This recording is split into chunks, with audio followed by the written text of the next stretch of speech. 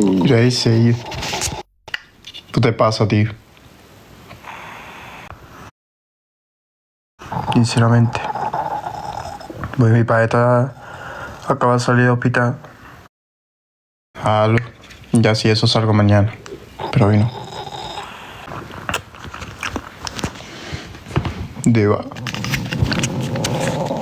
Nota. Le mete caña.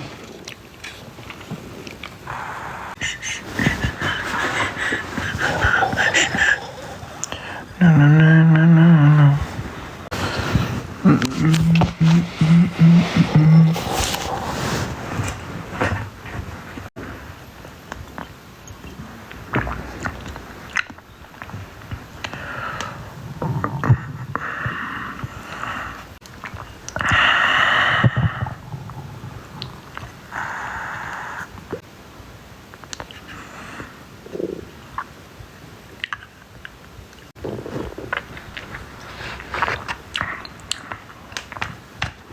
Contarse algo, tío, hay 5 personas y no se cuenta nada.